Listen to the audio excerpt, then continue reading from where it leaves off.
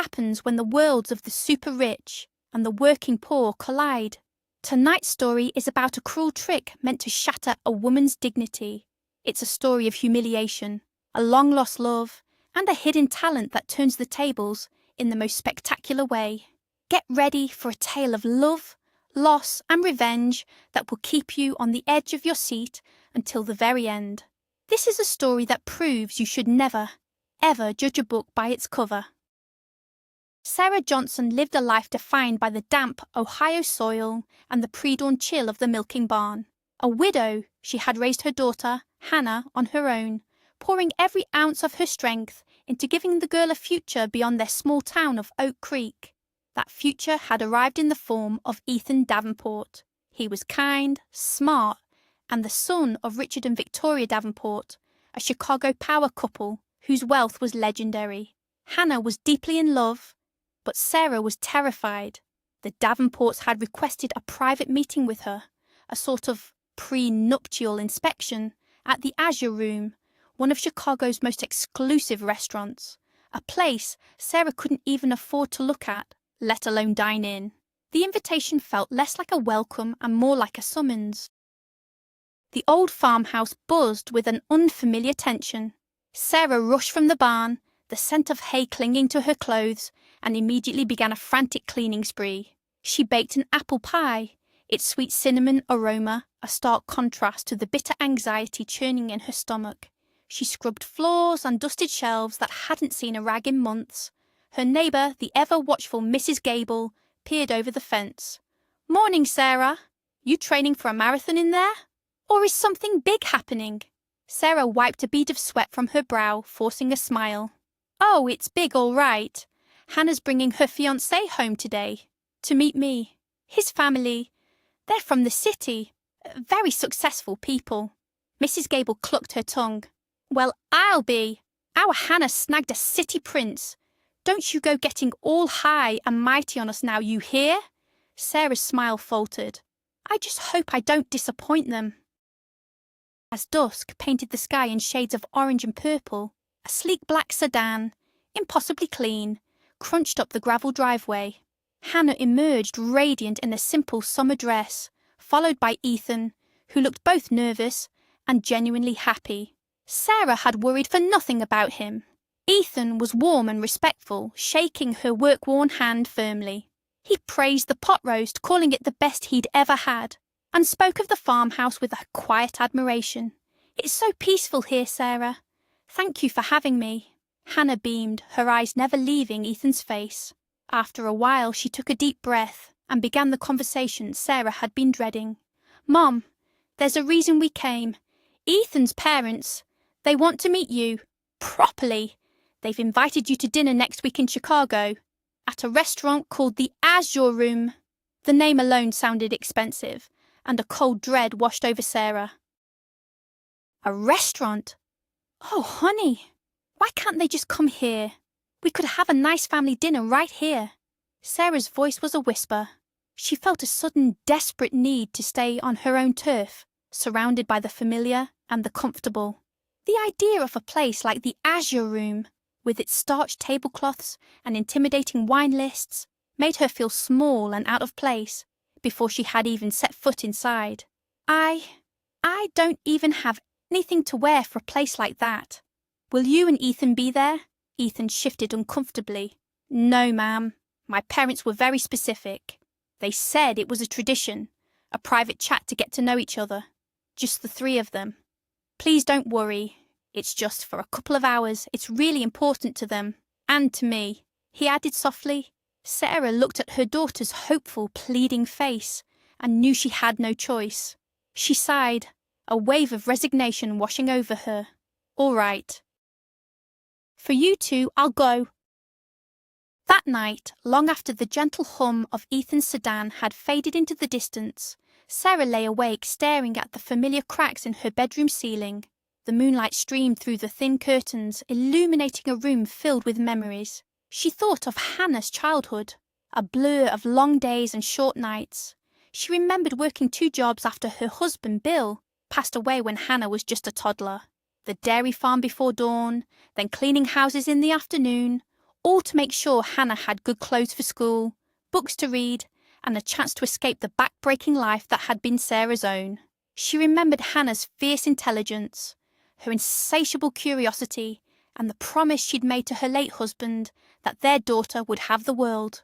Now that world was knocking, and Sarah was terrified she was the one thing standing in its way. Sarah's best friend, Brenda, arrived the next morning with a garment bag and a determined look on her face. "All right, no arguments. This is the dress I wore to my nephew's wedding. It's simple, it's elegant, and it's dark blue, which is everyone's colour." Sarah touched the soft, silky fabric. It felt alien against her calloused fingers. "Brenda, I can't. What if I spill something on it?" Brenda waved her off. "Then you spill something on it. It's just a dress. Now, let's talk shoes and hair."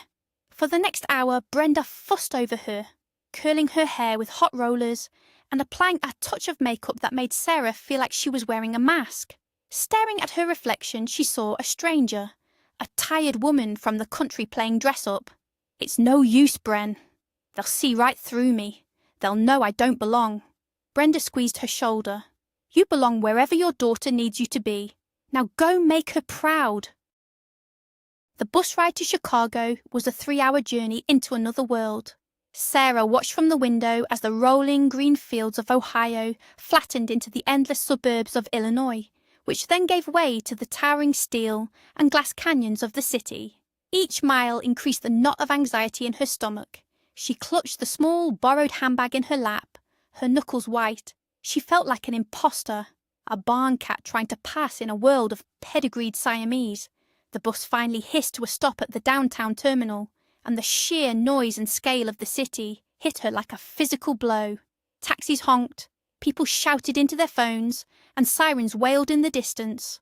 Following the crumpled directions in her hand, she navigated the bustling sidewalks, her heart pounding a frantic rhythm against her ribs. The Azure Room was even more intimidating than she had imagined. A discreet gold plaque was the only sign on a towering, historic building. A doorman in a crisp uniform regarded her with a cool, appraising gaze before pulling open the heavy glass door. Inside, the world went quiet. Thick carpets muffled every footstep, and the air was filled with the low hum of polite conversation and the clinking of fine silver. Crystal chandeliers cast a warm golden glow over tables occupied by people in tailored suits and designer dresses. A maitre d', with silver hair and an impeccable tuxedo, glided towards her. "Good evening, madam. Do you have a reservation?" His voice was smooth as velvet. Sarah's own voice came out as a squeak. "Yes, Johnson. I'm meeting the Davenports. Table for 3. He smiled, a practiced, professional gesture. "Ah, yes, the Davenports' party. They are already celebrating. Right this way." He led her through the maze of tables to a large, round booth in a prime spot by the window, overlooking the glittering city lights. But it wasn't empty. Seated at the table were 6 complete strangers, men and women dressed in expensive-looking clothes, laughing loudly as they feasted on platters of oysters, lobster and steak. Bottles of wine and champagne crowded the table. Sarah froze, confused. These weren't the Davenports. She knew what they looked like from a photo Hannah had shown her. She turned to the maitre d', but he had already vanished. A man at the edge of the table noticed her standing there and grinned. "Don't be shy. Come on in. The party's just getting started." Sarah nervously touched his arm. "Excuse me. I think there's been a mistake. I'm here to meet Victoria and Richard Davenport." The man laughed, a booming, careless sound. "No mistake. The lovely Victoria arranged this whole banquet for us. Said it was all taken care of. She told us to order whatever we wanted, and that you, Sarah Johnson, would be covering the bill." He winked. "It's a very generous, if unusual, way to welcome someone to the family. By the way, the sea base is divine. You should try it." The words hit Sarah like a punch to the gut. It was a prank. A cruel, elaborate, and incredibly expensive prank. Her blood ran cold. She glanced at the half-empty bottles of champagne, the plates piled high with the most expensive items on the menu. The bill would be astronomical. More money than she made in 6 months. Her knees felt weak. Humiliation, hot and sharp, washed over her.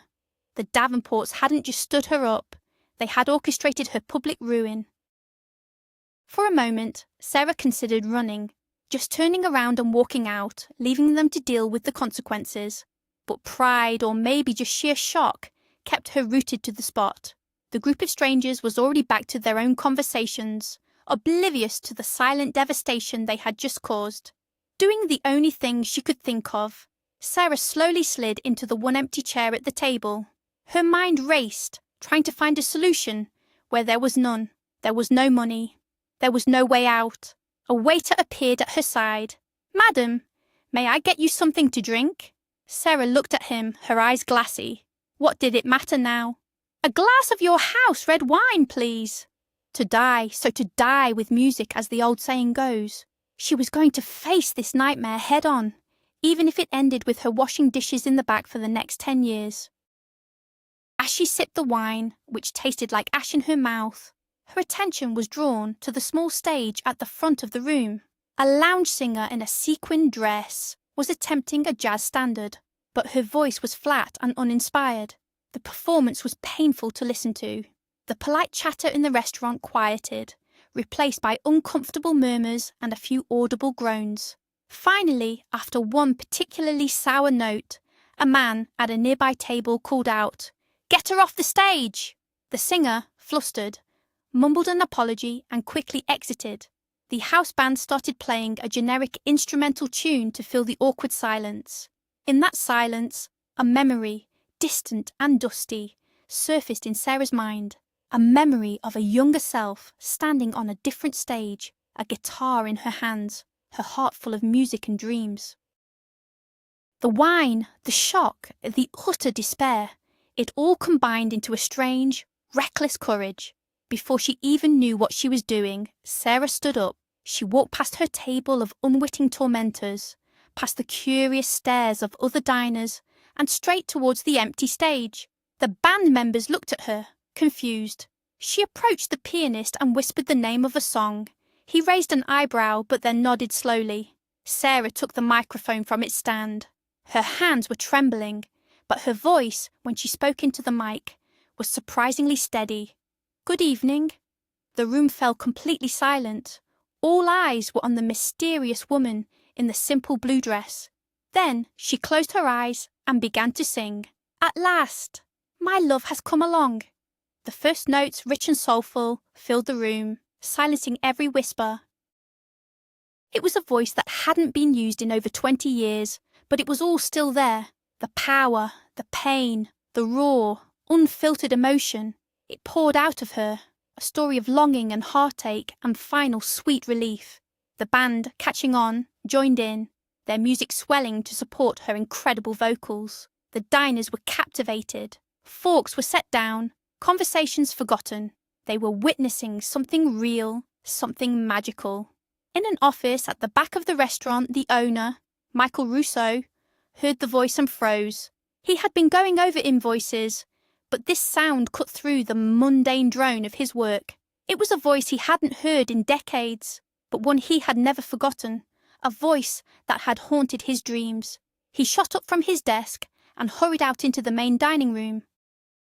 He stopped dead in his tracks at the edge of the room, staring at the stage. It couldn't be, after all these years, but it was, older, with lines of hardship etched around her eyes, but unmistakably her, the way she held the microphone, the way she closed her eyes when she hit the high notes. It was Sarah, his first and only true love, whom he had foolishly let go of in a fit of youthful pride and jealousy.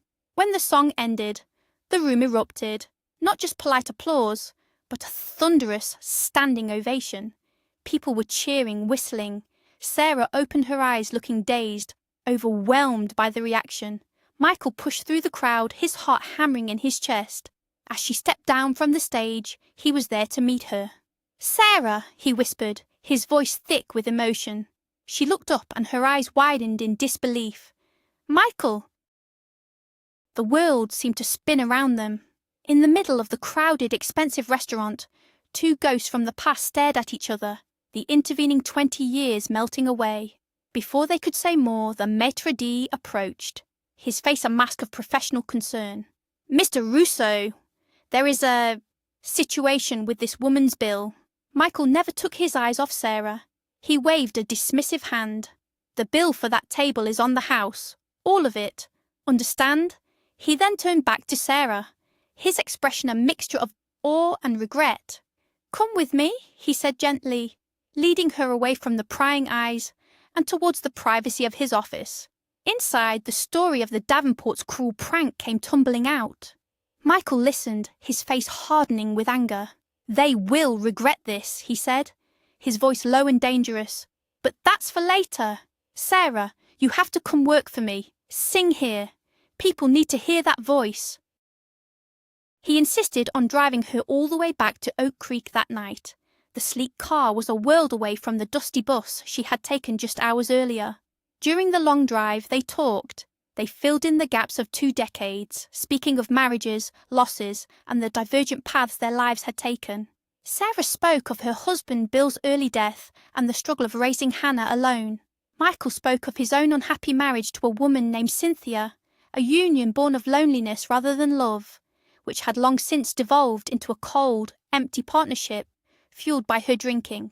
He confessed that he had tried to find Sarah years ago, but she had vanished after leaving college. By the time he pulled up to the old farmhouse, the sun was beginning to rise, and a fragile bridge had been built between their 2 separate worlds. A week later, Sarah's life was unrecognisable. She had moved into a small, elegant apartment Michael had arranged for her in the city. Her job at the dairy farm was a distant memory. Her debut as the new headliner at the Azure Room was a triumph. Word of the singing angel with the voice of a legend spread quickly through Chicago. The restaurant was booked solid every night. Sarah blossomed under the stage lights. It was the life she had once dreamed of, a dream she had buried so deep she'd forgotten it existed. She felt alive, vibrant, and for the first time in years, truly happy. She and Michael were taking things slow, rediscovering the people they had become, but the old spark was undeniably there, glowing brighter with each passing day. Meanwhile, Victoria Davenport was seething. News of Sarah's incredible success had reached her, a bitter pill to swallow. Her plan to humiliate the country bumpkin had backfired spectacularly, turning her intended victim into a local celebrity. Victoria couldn't stand it. Her son was still determined to marry Hannah, and now the girl's mother was the talk of the town. Victoria, a woman who never accepted defeat, began to dig.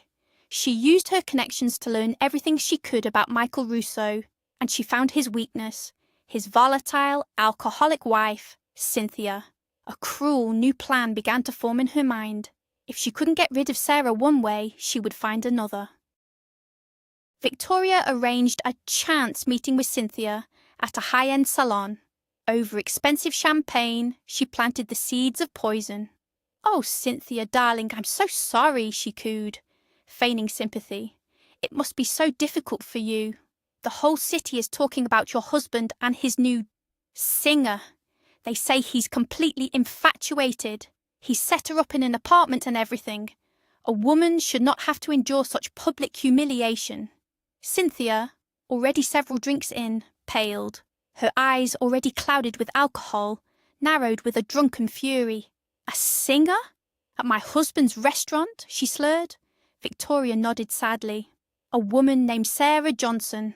I just thought you should know. A friend to a friend." Cynthia slammed her glass down on the table, her face a mask of rage. "I'll show her," she snarled, stumbling out of the salon with a new destructive purpose. That evening, Sarah was in her dressing room, preparing for her first set. The door suddenly burst open and a dishevelled, wild-eyed woman stormed in. It was Cynthia. Reeking of gin, she lunged at Sarah, grabbing a handful of her hair. You're the little homewrecker, aren't you?" she screamed, her voice raw and ugly.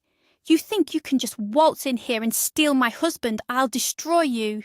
Sarah cried out in pain and shock, trying to pull away. Cynthia was strong, fueled by an alcoholic rage. She raked her nails across Sarah's face, shouting vile insults. The commotion brought staff running. It took 2 waiters to pull Cynthia off of Sarah, who was left trembling and sobbing on the floor, her dress torn, a bleeding scratch on her cheek. The public humiliation was complete, just as Victoria had planned. Shame and despair washed over Sarah, eclipsing all the recent happiness. This was what she got for dreaming, for daring to step out of her place. She was just a simple woman from a small town, and this glamorous, brutal world would never accept her. It would only chew her up and spit her out. Without a word to anyone, not even Michael, she ran.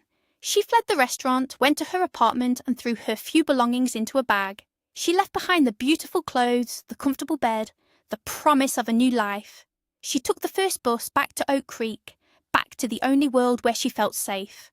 When Michael found the empty apartment and heard what Cynthia had done, a cold, decisive calm settled over him. This was the last straw, the final, unforgivable act. He went home and found Cynthia passed out on the sofa, an empty bottle of vodka on the floor beside her. For a moment he felt a flicker of the old pity, but it was quickly extinguished by a wave of steely resolve. He had spent years enabling her, trying to save a woman who didn't want to be saved, at the cost of his own happiness. No more. He woke her up and, in a voice devoid of all emotion, told her it was over. He was filing for divorce. Her drunken protests and threats were meaningless to him now. He packed a bag, walked out the door, and never looked back. He knew where he had to go. He drove through the night, his only thought to get to Ohio, to find Sarah and convince her that their story wasn't over. It was just beginning. The morning sun was just peeking over the horizon when his car pulled up to the farmhouse. Sarah was already in the barn, the familiar, rhythmic sounds of the milking machine a sad comfort. When she saw Michael standing in the doorway, her heart stopped. He looked tired but resolute. "I'm not letting you go again, Sarah," he said, his voice raw. "I've left her. I'm getting a divorce. I was an idiot to let you go 20 years ago, and I won't make that mistake twice. I love you." Tears streamed down Sarah's face as he pulled her into his arms. The smell of hay and the earth mixed with the scent of his expensive cologne. It was a collision of their two worlds, right there in the dusty light of the barn. It was in that moment of absolute emotional honesty that Sarah knew she had to tell him. She had to unravel the one last, great secret. She pulled back, her eyes searching his. "Michael, there's something you need to know. Something I should have told you a long time ago." She took a shaky breath. "When I left college all those years ago, I was pregnant." Michael stared at her, his mind struggling to process the words. "Pregnant?" Sarah nodded, tears welling up again. "Hannah, she's not Bill's daughter. She's your daughter, Michael." The world tilted on its axis. He looked from Sarah's earnest, tear-streaked face towards the little farmhouse where the daughter he never knew he had was sleeping. A daughter, his daughter.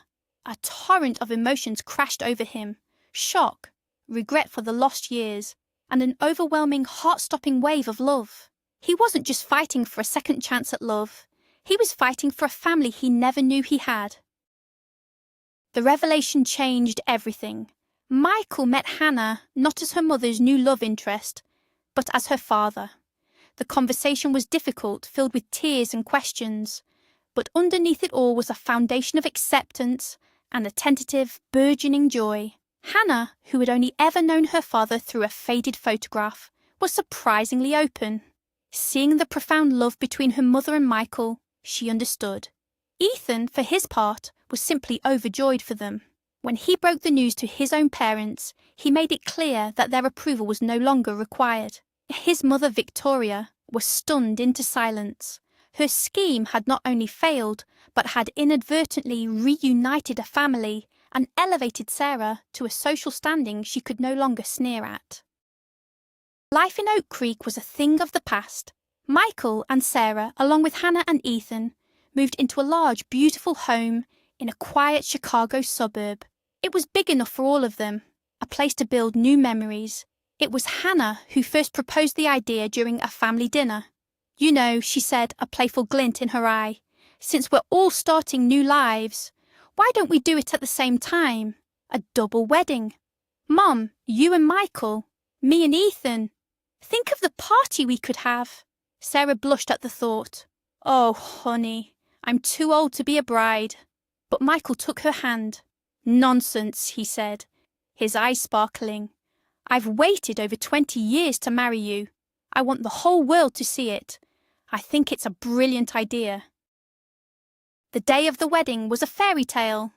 The ceremony was held in a beautiful botanical garden, the air thick with the scent of roses. Hannah was a vision in a classic flowing gown, a princess from a storybook. But all eyes were also on Sarah. She wore a simple, elegant ivory dress that hugged her figure, her hair adorned with fresh flowers. She looked radiant, years of hardship melting away to reveal the joyful, vibrant woman she was always meant to be.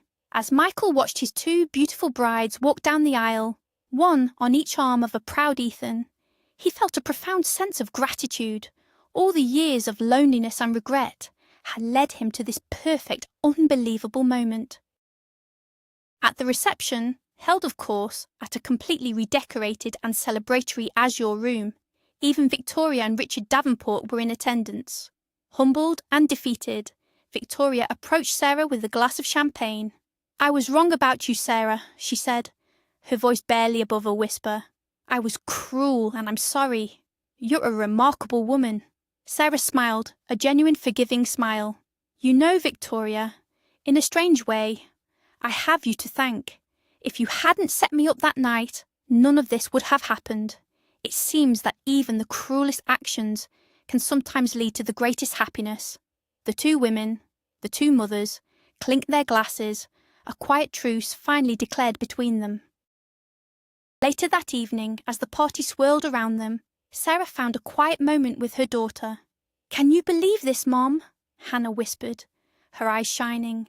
A few months ago, you were milking cows, and I was just a girl with a crush. Now look at us. Sarah hugged her tightly. I believe it, honey. I believe that love finds a way and that dreams never really die. They just wait for the right moment to be sung out loud. Brenda, who had been an ecstatic maid of honour, joined them with a giggle. Well, I hope you're ready for the next chapter. I'm thinking grandkids. Hannah and Sarah laughed, a sound full of joy and promise. The music played on, a beautiful melody for a story that had, at last, found its perfect ending. The celebration was a testament to second chances. Michael and Sarah, Hannah and Ethan, danced under the soft lights of the restaurant that had once been a stage for humiliation and was now a stage for their triumph. They were surrounded by friends, both old and new, a testament to the lives they had built and were now blending together. The past, with all its pain and secrets, was finally laid to rest. The future stretched out before them, bright and full of promise. It was a future built not on wealth or status, but on the simple, powerful truths of love, forgiveness, and the courage to claim the happiness you deserve, no matter how long you've had to wait for it. And so, the cruel prank designed to break a poor woman's spirit ended up being the catalyst that brought two long-lost loves back together, revealed a father to his daughter, and created a new, stronger family. Sarah found not only her voice but the love and life she had given up on decades ago. It's a powerful reminder that our past doesn't have to define our future, and sometimes the worst moments of our lives can lead to the most beautiful destinations. Thank you so much for joining us on this emotional journey. If you were moved by Sarah's story, please show your support by hitting that like button, subscribing to the channel for more incredible tales, and leaving a comment below. What do you think is the most important ingredient for a second chance at happiness?